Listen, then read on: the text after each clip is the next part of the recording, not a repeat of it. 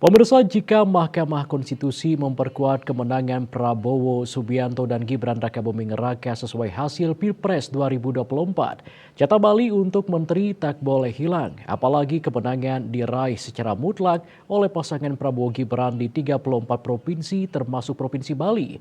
Untuk itu putra-putri terbaik Bali sepantasnya mendapatkan jatah mengisi jabatan menteri. Akademisi sekaligus Rektor Universitas Panji Sakti Singaraja, Dr. Nyoman Gede Remaja menjelaskan, sejak zaman Presiden Soekarno sudah ada putra Bali yang duduk di kementerian. Hingga sampai pada kepemimpinan Jokowi, Bali masih diberikan jatah untuk mengisi jabatan di kementerian.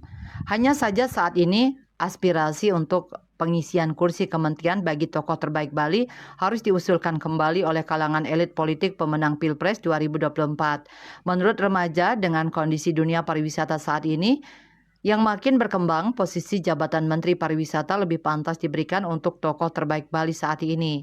Pembenahan sektor pariwisata perlu dilakukan.